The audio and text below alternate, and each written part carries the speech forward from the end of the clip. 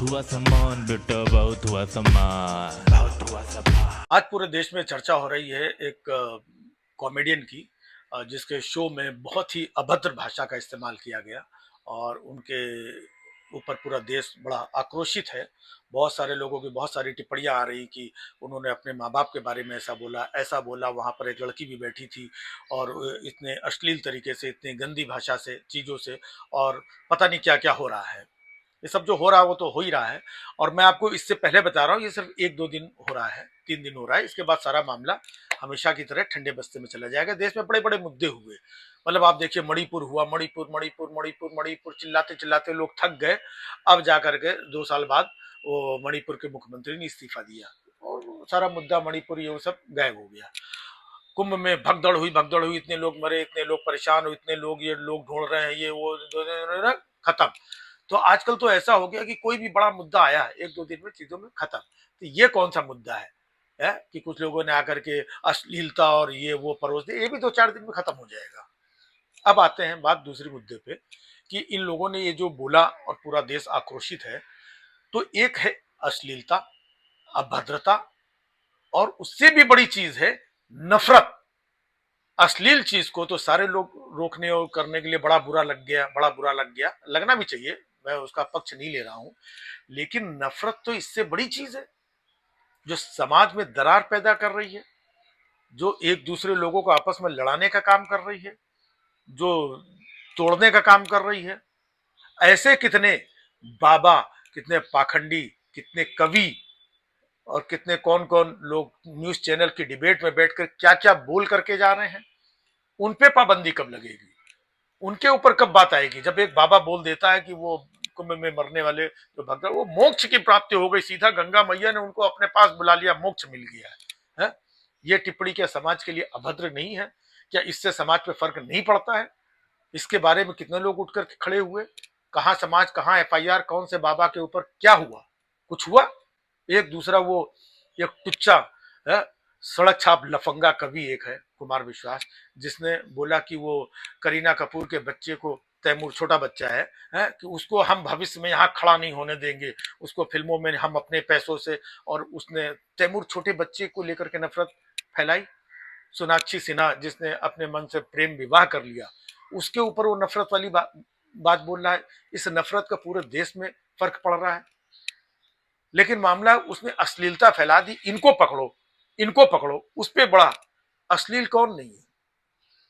आज TV news channel debate में बैठ करके कितने लोगों, कौन कौन सी भाषा का इस्तेमाल कर चुके हैं, कितने केस हो गए, कितना क्या हुआ। मैं अभी भी, मैं अश्लीलता का पक्ष नहीं ले रहा हूं, लेकिन मैं यही कह रहा हूं, इसी अश्लीलता के लेवल पे या इससे बड़े जो कांड, जिनको समाज में एक गलत तरीके से जिनको प्रेजेंट किया गया, उनका कौन जिम्मेदार है, उनका कौन ठेकेदार है? लेकिन कुछ लोगों ने ये कर दिया तो इनके खिलाफ सब खड़े हो गए। बाकी वो जो कवि है वो नफरत फैला रहा, दूसरी तरफ वो बना हुआ राम कथा वाचक बना घूम रहा है ना? वो बाबा मोक्ष प्राप्त हो गए, दूसरी तरफ वो सबका सनातन और हिंदू तो दुनिया का ठेकेदार बना घूम रहा है। ये भाई साहब खुलेआम घूम रहे हैं और पकड़े ये लोग जा रहे हैं, इनके ऊपर एफआईआर, और यहाँ जाओ, और ये वो सारे लोग बड़ा। उन्होंने गलती की है, उनको सजा मिलनी चाहिए या उनको सबक सिखाना चाहिए, लेकिन इसी स्तर का सबक उन नफरतियों को भी सिखाना चाहिए। क्योंकि अगर ये लोग समाज में अश्लीलता फैला रहे हैं तो वो भी समाज को तोड़ने का काम कर रहे हैं। अगर इन्होंने कोई अभद्र भाषा का किया है जो नागवार है, तो ऐसी भाषा का इस्तेमाल उन बाबाओं ने और कवियों ने भी किया है, उनको भी सजा मिलनी चाहिए। लेकिन ये समाज ऐसा है ना कि ये हो गया तो ये तो बच्चे और ये वो फलाना है ना, इन्होंने बहुत अभद्र, बहुत गलत बोल दिया। लेकिन दूसरी तरफ इस अभद्रता को या अश्लीलता को जो लोग परोस रहे थे यूट्यूब पे, वो समय रैना या जो रणवीर इलाहाबादिया, ये जो लोग थे, है ना, इन्हीं लोगों का दूसरा पहलू भी देखिए। ये अगर इतने गंदे और अश्लील है, इन्हीं को प्रधानमंत्री मोदी जी सम्मानित कर रहे हैं। दूसरी तरफ समय रैना, जिसके बारे में ऐसा ऐसा बोला जा रहा है, उसको देश के महापुरुष अमिताभ बच्चन जी अपने शो पे बुला के बैठा रहे हैं, अपने हाथ से उसको पानी पिला रहे हैं, है ना? तो एक तरफ से इनको ये किया जा रहा है, दूसरी तरफ से बढ़ावा दिया जा रहा है। तो समाज को इतने अलग अलग हिस्सों में बांट देना और इसके बाद में समाज का ठेकेदार बन करके आगे खड़े हो जाना।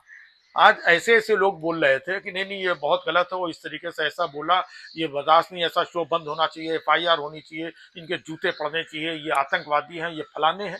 अरे तो वो क्या है जो समाज को तोड़ रहे हैं, वो जो इस कदर की नफरत फैला रहे हैं, हा? वो जो एक संसद के अंदर खड़ा होकर के हा?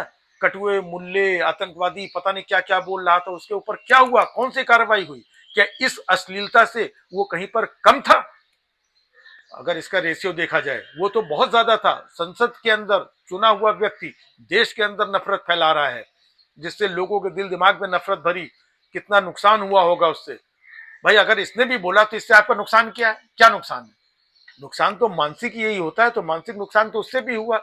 लोगों के अंदर दिलों में कुछ भावनाएं जो होती हैं, तो भावनाओं को आहत करने का काम इन कॉमेडियंस ने भी किया है, वही काम उन लोगों ने किया है। लेकिन उनके खिलाफ आप चुप है और इनके खिलाफ आप झंडा लेकर के। इन्होंने जो किया है इनको भी सबक सिखाना चाहिए, लेकिन हमारा कहने का मतलब है उन्हें भी सबक सिखाने की जरूरत है। अगर आप पूरे देश की मोरल पुलिसिंग और आप सामाजिकता की बात करते हैं, आप नैतिकता की बात करते हैं, तो सारी बातें कीजिए, सिर्फ एक बात मत करिए। बहुत हुआ सम्मान बेटा, बहुत हुआ सम्मान, बहुत हुआ सम्मान।